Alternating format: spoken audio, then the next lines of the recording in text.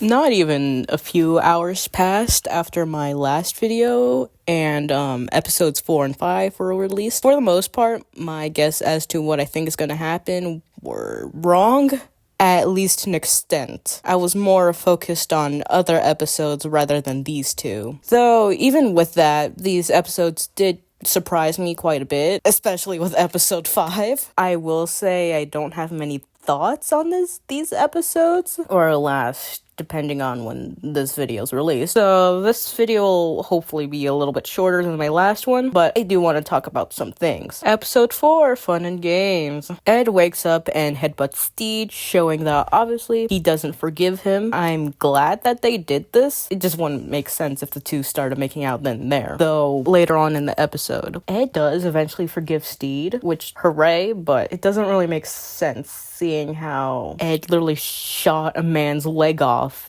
just because he mentioned Steed's name, so I don't really understand. The crew ends up kicking Ed off from the revenge based on the vote, which makes sense, and they end up leaving him on a nearby island. This time, Ed does say something to Steed. Previously, he just refused to talk to Steed. I recently watched a video that put my thoughts into way better words than I could, which I'll link below, hopefully. And it made me realize why Ed has his beard in Steed's dream, and why Steed was a mermaid in Ed's purgatory. On the dream side of things, Steed feels like he needs to change himself, growing a beard and getting a little hoop earring, but Ed is just Ed. This is because Steed views himself as flawed, but sees Ed as perfect, perfect the way he is. On Ed's side, it's a bit similar. Ed sees himself as a normal guy, but sees Steed as a mermaid, a majestic and beautiful creature. This is because,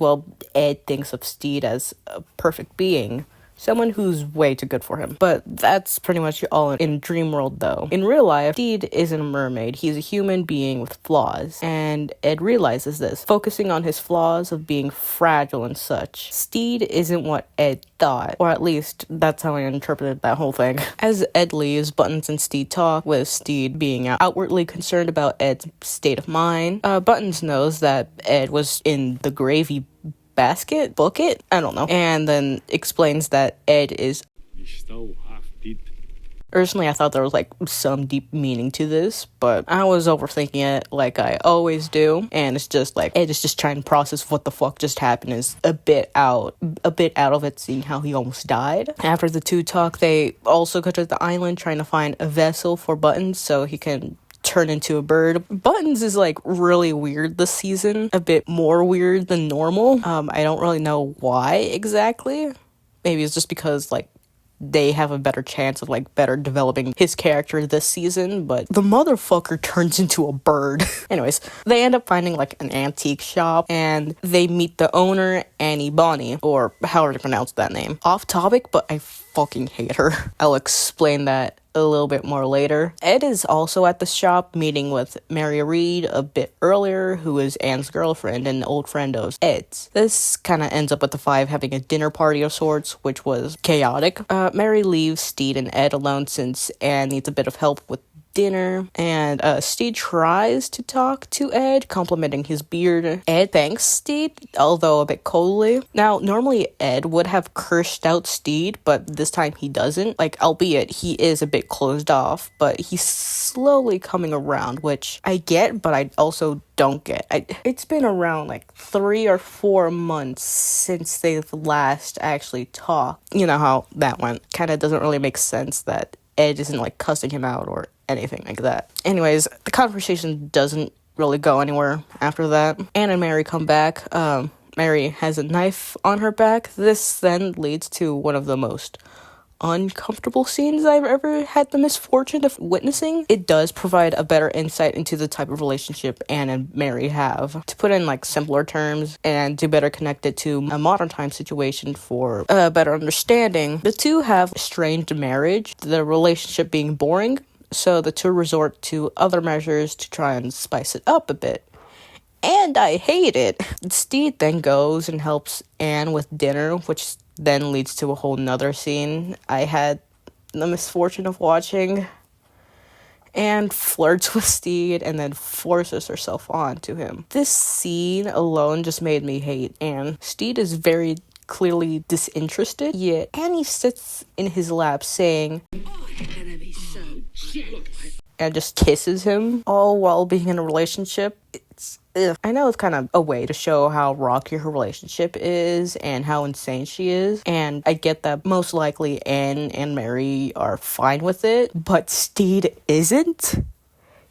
It makes me uncomfortable. Thankfully, it doesn't go any further, as Anne realizes that Mary poisoned her drink. The five eat dinner, and Anne accidentally reveals that Steed left Ed to go back to his old life, more specifically to his wife. Ed understandably gets pissed off, and just...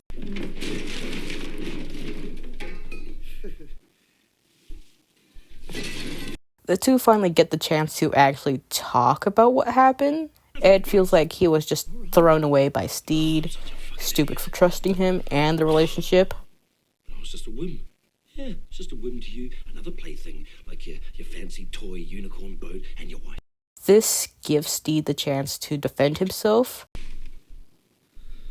We're moving so fast. We're both whim-prone. And two people prone to whims shouldn't just run off to China. He didn't really explain the actual reason, seeing how, I don't remember the dude's name, but like one of the Navy captains, he brought him out at gunpoint and just like told him all these nasty things, saying how he's unlovable and how he ruins everything, including Blackbeard, or, Ed. But it was going a bit too fast. The two only known each other for like at least a few weeks.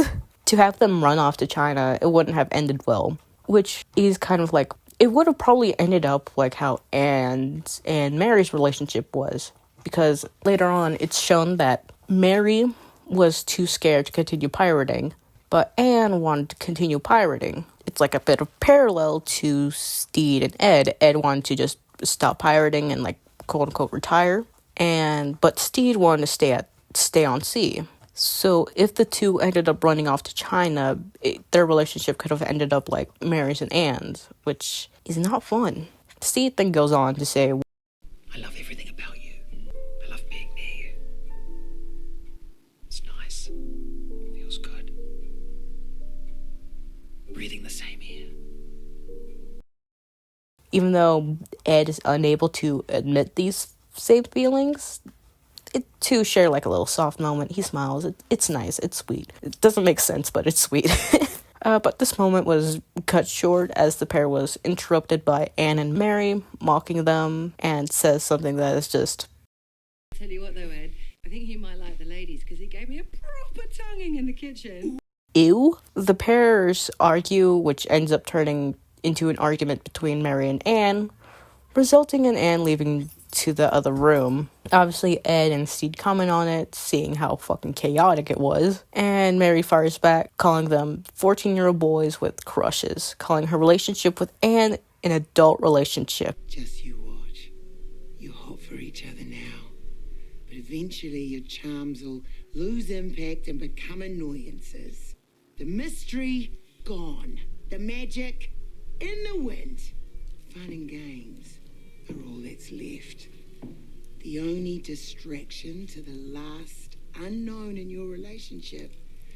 Which of you will slump over first?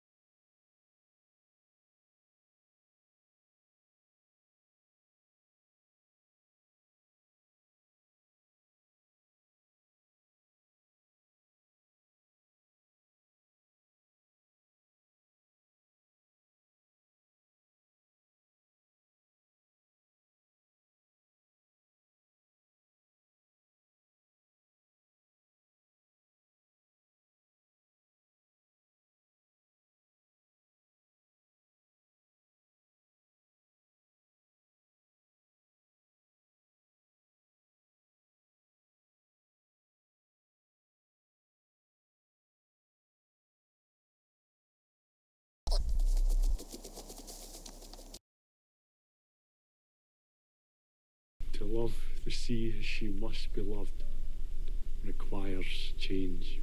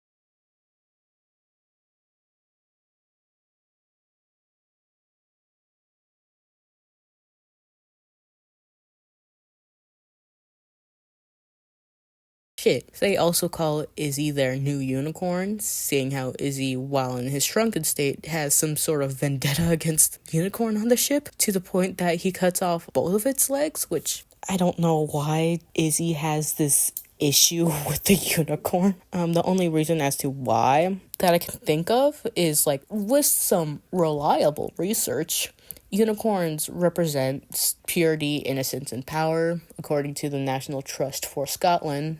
I don't know about you, but I do think Scotland knows their fair share about unicorns. So Izzy could be jealous of the fact that the unicorn is pure and innocent, unlike himself. And with the crew calling him a unicorn, he is still pure, even with all this trauma. And with all the abuse he had to go through, his moral compass didn't change.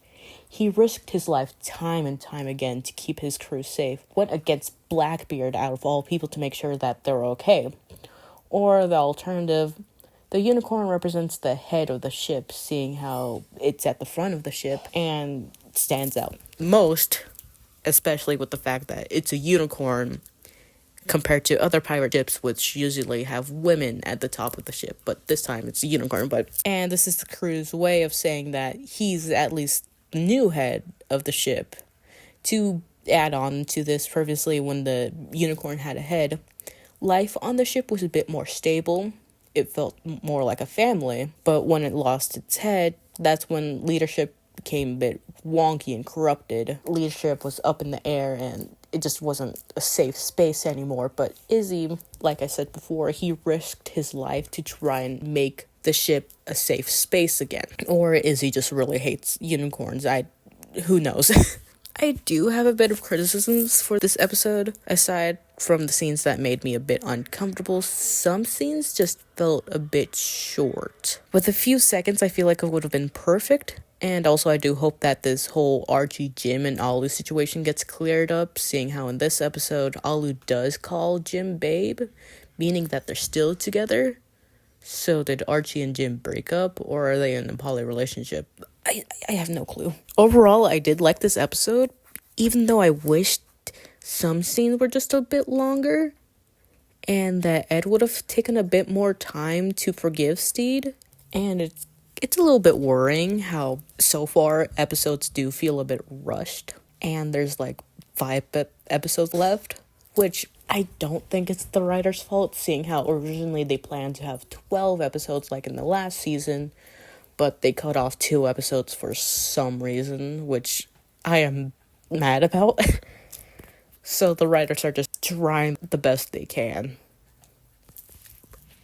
But overall, I do think it's a good episode. It's bittersweet in a way with all this trauma and anguish that everyone's feeling, but they still managed to figure out a way to hopefully start to heal. Episode 5, The Curse of Seafaring Life. This episode is pretty much fuel for all shippers out there, if I'm being honest. We get Steed Ed content, obviously, but also some Lucius Pete, Steed Izzy, and Alu Jim Archie, if you squint your eyes a bit. Also, it's like, I don't know the ship names of everyone, so just mashed all their names together, and hopefully that's their ship names. It also touches on Lucius's trauma bit, but I'll talk about that later.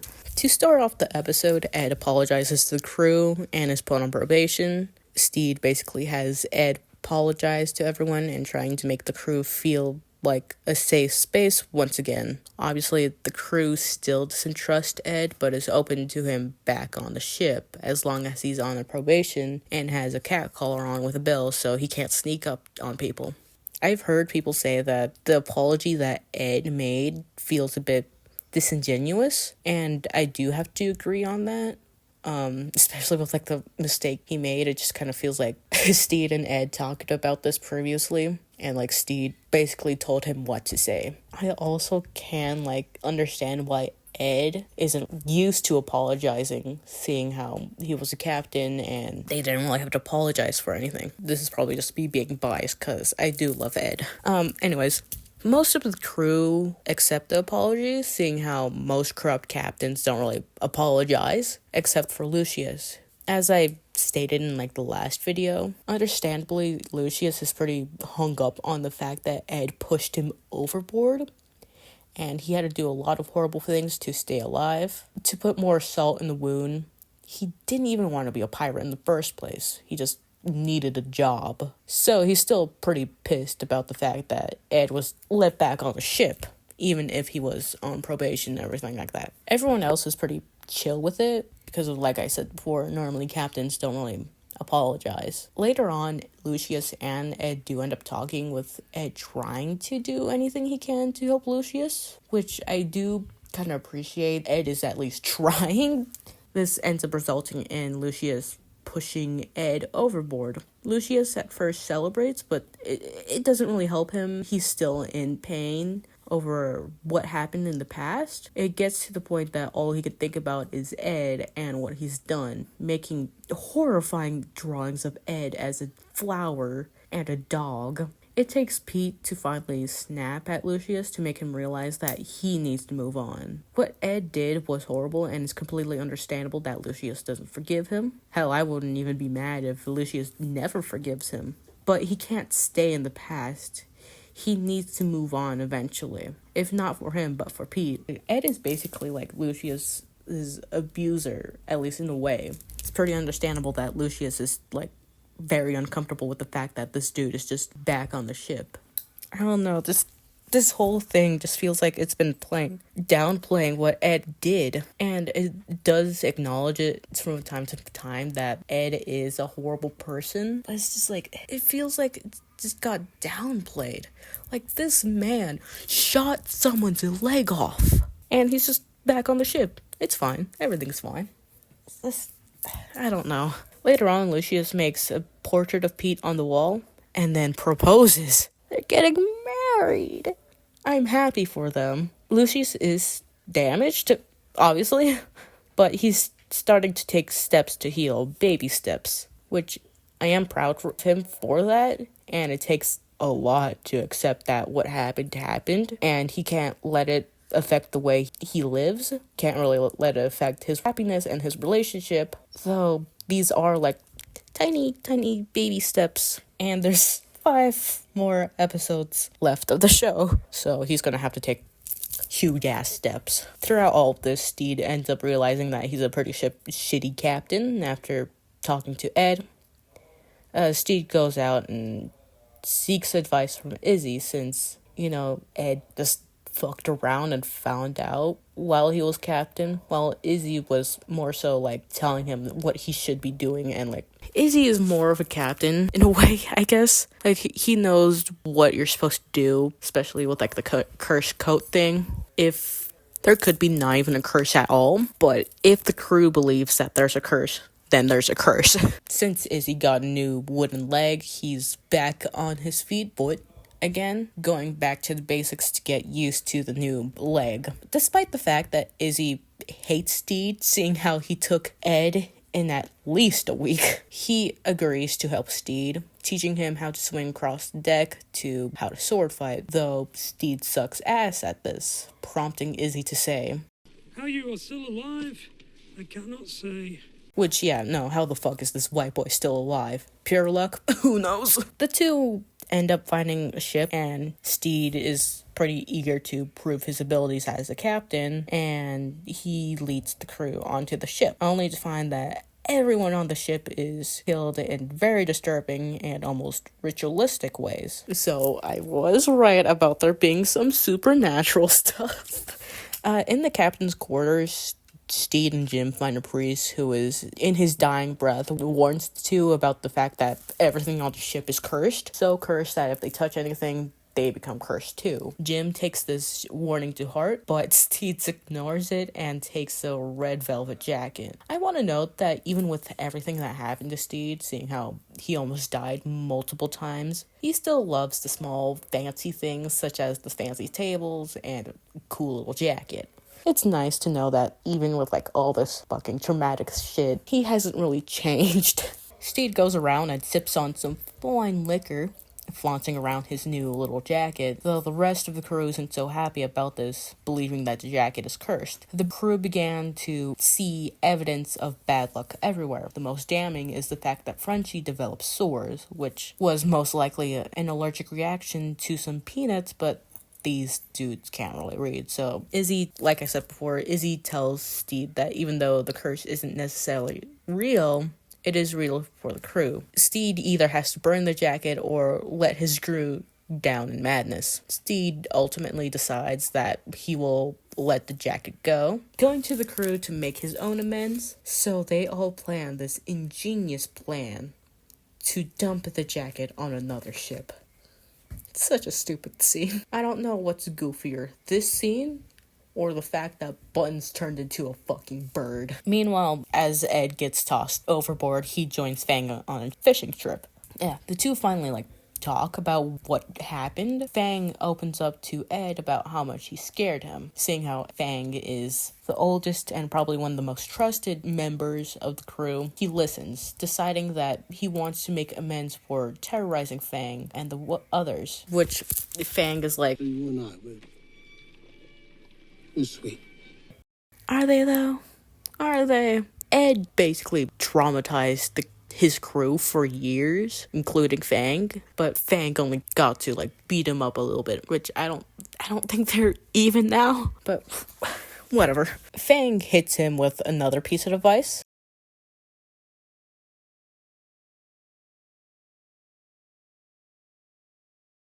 I'm not even the one who he's talking to, and I feel called out. Jesus. So Ed basically just shuts up for the rest of the fishing trip, or at least the best he can. I'm not gonna lie, Ed probably has some fucking attention disorder or something. I don't know, man. At the end of the episode, Steed and Ed meet up in the moonlight on the deck of the Revenge. A pretty clear parallel to the 5th episode of the last season. This time, instead of it was pretty romanticized, with the two not really being able to see each other, and the only light is the moon. And they're both in fancy clothing, and it's all romantic and everything, but this time, they can clearly see each other. The moon isn't even full, and they're in this raggedy-ass clothing, with Ed basically being in a fucking potato sack. But there is still a bit of romance. And this time, Ed tells Steed, You'll be fine, things will. And the two kiss. It's sweet. It's very sweet. I'm not even gonna lie. It's a cheesy parallel, and I fucking love it. It's so cheesy. But before it could get any further than that, Ed suggests that they take things slow since, as stated in the last episode, two are prone to whims. I do feel like Ed did want to go further, but seeing how Steed was the one who brought up the fact that everything was going too fast, Ed wanted to make sure that Steed was comfortable, which is sweet. It's all sweet. Steed agrees, and the two hold hands, having little thumb war thing. I don't know.